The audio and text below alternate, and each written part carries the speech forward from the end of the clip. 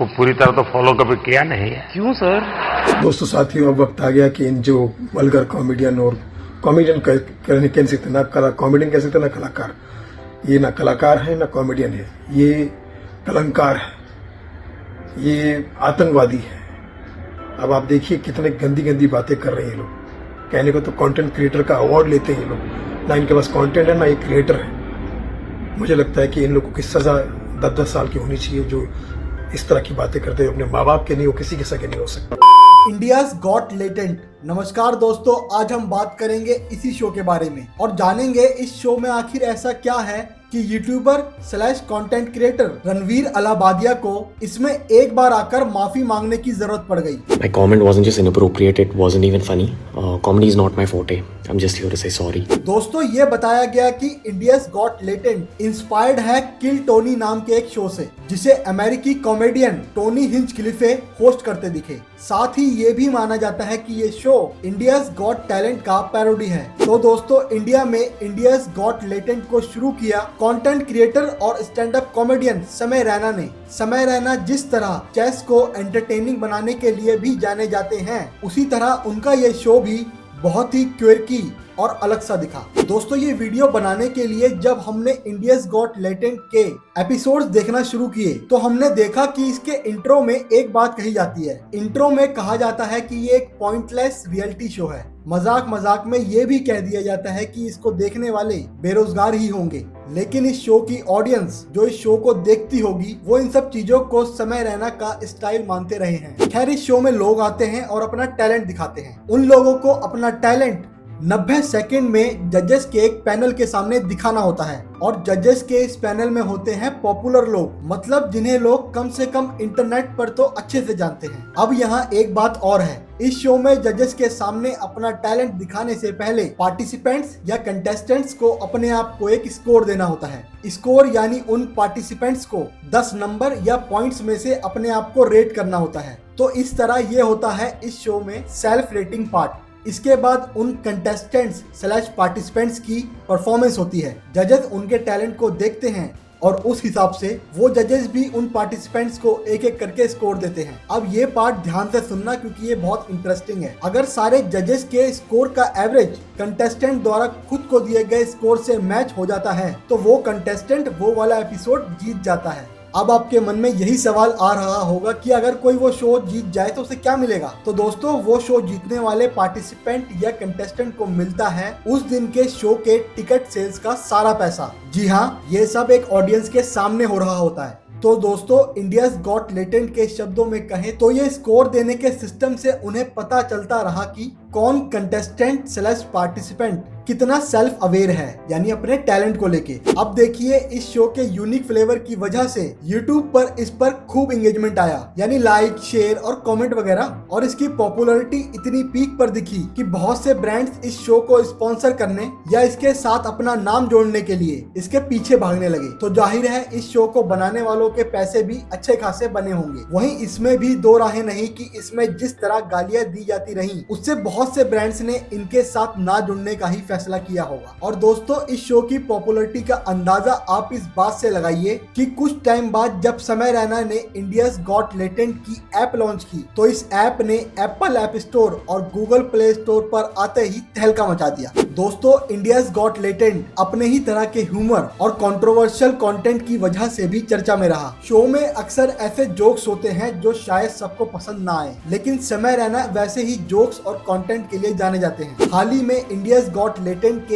एक एपिसोड में पहुंचे कंटेंट क्रिएटर और entrepreneur Ranveer Allahbadia, social media influencer Apoorva Mukhija. इस एपिसोड में ये दोनों जजेस के उसी पैनल में थे जो हमने आपको पहले बताया था। इस एपिसोड में इन दोनों गेस्ट या जजेस ने कुछ ऐसे कमेंट्स किए जिस पर बहुत कंट्रोवर्सी हुई। विवाद इतना बढ़ गया कि बहुत से लोगों ने इस पर अपनी बहुत सी राय रखी और इस कंट्रोवर्सी के बाद जो जो हुआ वो आप इस वीडियो में आगे देखिए। दोस्तों साथियों, अब वक्त आ गया कि इन जो वल्गर कॉमेडियन और कॉमेडियन कह सकते ना कॉमेडियन कह सकते ना कलाकार, ये ना कलाकार है ना कॉमेडियन है, ये कलंकार है, ये आतंकवादी है। अब आप देखिए कितने गंदी गंदी बातें कर रहे हैं लोग। कहने को तो कंटेंट क्रिएटर का अवार्ड लेते हैं ये लोग, ना इनके पास कंटेंट है ना ये क्रिएटर है। मुझे लगता है कि इन लोगों की सजा 10-10 साल की होनी चाहिए जो इस तरह की बातें करते हैं। अपने माँ बाप के नहीं हो, किसी के सगे नहीं हो सकते। और मैं केबीसी वालों के खिलाफ भी केस करना चाहता हूँ, क्योंकि केबीसी में क्यों बुलाया गया था इन गाली गलौज वालों को? क्या चाहते हैं, क्या मैसेज पहुँचे? केबीसी की वो जो सो कॉल्ड क्रिएटिव हेड जो है शराबी नशेड़ी, उनको क्या लगता है इनको बुला के केबीसी की टीआरपी बढ़ा देंगे आप लोग? और समाज में मैसेज पहुंचेगा कि ऐसे गाली गलौज करो तो आप केबीसी में पहुंचोगे, लल्लन टॉप में पहुंचोगे, बिग बॉस में पहुंचोगे। लल्लन टॉप वाले भी इंटरव्यू के लिए इन्हीं के लोगों को बुलाते हैं। वो एक पागल सरदार आया था, गाली गलौज कर रहा था, वो है ना। राधे राधे दोस्तों, कैसे हो आप सब? मैं ना यार एक पॉडकास्ट में जाने वाला था अभी, जो Beer Biceps, and we cancel that.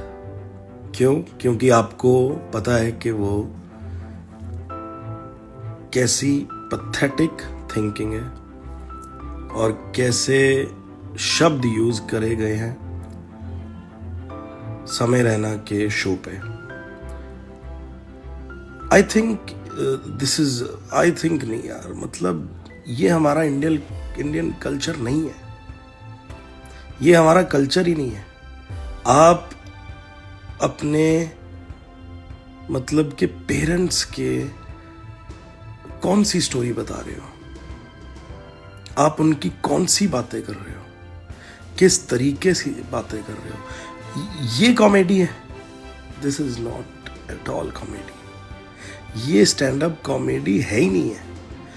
लोगों को गालियां देना, लोगों को गालियां सिखाना, ये कौन सी जनरेशन, मेरे को समझ ही नहीं आ रहा कि ये जनरेशन है कौन सी। और इसमें देखो, वो एक सरदार जी आते हैं। सरदार जी, आपको पता है आप एक सिख हो और आपको ये चीजें शोभा देती हैं? मम्मी कैसी है? Are you crazy? आप क्या सीख दे रहे हो लोगों को? आप क्या सीख दे रहे हो? और वो सरदार जी अपने इंस्टाग्राम पे बिल्कुल डालते हैं कि मैं गालियां देता हूं, तो इसमें क्या प्रॉब्लम है? हमें प्रॉब्लम है और रहेगी। और ये रणवीर अलाहाबादिया, आप सनातन धर्म को प्रमोट करते हो, स्पिरिचुअलिटी की बात करते हो, इतने बड़े बड़े लोग आपके पॉडकास्ट पे आते हैं, इतने बड़े बड़े संत आते हैं आपके पॉडकास्ट पे, और आपकी इतनी घटिया सोच है। दोस्तों, मैं आपको एक ही बात बोलूंगा कि अगर हम ये चीज को नहीं रोक पाए तो आपके आने वाले बच्चों का भविष्य बहुत ही बुरा होने वाला है, बहुत ही ज़्यादा बुरा होने वाला है। सो प्लीज़, मेरी समय रैना से भी रिक्वेस्ट है, और बाकी जो उस शो में आते हैं उन सब कॉमेडियन से एक ही रिक्वेस्ट है, हाथ जोड़ के रिक्वेस्ट है, हम्बली रिक्वेस्ट है कि प्लीज़ आप ऐसा मत कीजिए। हमारे इंडियन कल्चर को बचा के रखिए और लोगों को मोटिवेट करिए। ये चीज़ें मत करिए प्लीज़, इट्स अ रिक्वेस्ट। आप इतने बड़ा आपका नाम बन चुका है, इतना बड़ा नाम बन चुका है, आपको तो ये दिखाना चाहिए कि हम अपने कल्चर को कैसे प्रमोट करें। हम ऐसी कौन सी चीज़ दिखाएं कि लोगों को कुछ सीखने को मिले हमारे से। मतलब कि मैं सिर्फ इतना जानना चाहता हूं कि उन लोगों से भी जानना चाहता हूं कि आपने उनके शो पर जाके क्या सीखा, बस। सो मेरी आप सभी कॉमेडियन से एक बहुत ही हम्बली रिक्वेस्ट है यार, हाथ जोड़ के रिक्वेस्ट है कि आप ऐसा कंटेंट मत बनाइए कि जो आने वाली जनरेशन को खराब कर दे। प्लीज, आप ऐसा कंटेंट बनाइए कि आने वाले लोगों को आपसे प्रेरणा मिले।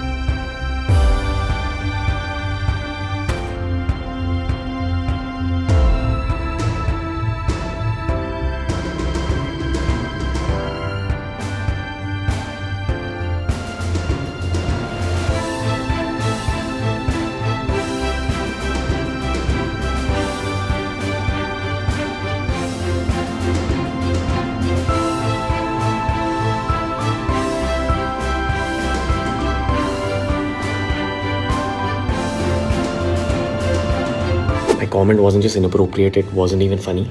Comedy is not my forte. I'm just here to say sorry. Many of you asked if this is how I wish to use my platform, and obviously this is not how I wish to use it. I'm not going to give any context or justification or reasoning behind whatever happened. I'm just here for an apology. I personally had a lapse in judgment. It wasn't cool on my part. The podcast is watched by people of all ages. Don't want to be the kind of person that takes that responsibility lightly, and family is the last thing that I would ever disrespect. Need to use this platform better. That's been my learning from this whole experience. I promise to just get better. I've asked the makers of the video to remove the insensitive sections from the video, and all I can say in the end is I'm sorry. I hope you can forgive me as a human being. Me damn detached from the outcomes. Like just continuing in content for so long. Ranveer, no one is more views obsessed than you. Why do you talk about like you don't care about the outcome? You No, only I care care about about- the outcome. See, I'm result oriented, but is my soul also result oriented? That's the question. Yes, clearly. It's time to shave the head and eyebrows. Yeah, I've been hearing it for 8 years, dude. Why you keep doing this? Why? Just accept it. You are a capitalistic who wants views. Accept it. This spiritualism, all this is. No. The world is forcing me to be capitalistic for the Yeah, sake of my spiritual goals. every 6 months it's like, guys, I'm launching a new business.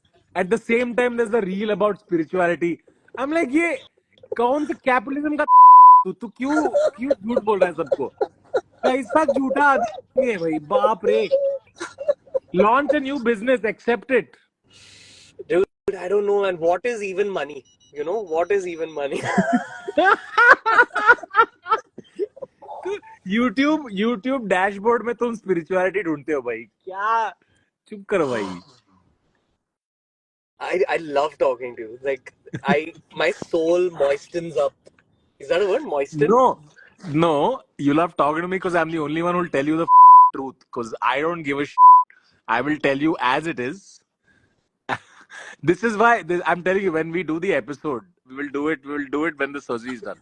When we do the episode, I swear to God, I think it's going to be catharsis for the audience because I'll be the only guest who'll give it back to you. I'm not going to take your. You try to bully me by asking any questions, I'm going to give it right back. How about we do a micro questioning session right now? We're doing it right now. Giving people a dose right now. आपके साथ podcast करने का mood हो रहा है सो अरे वाह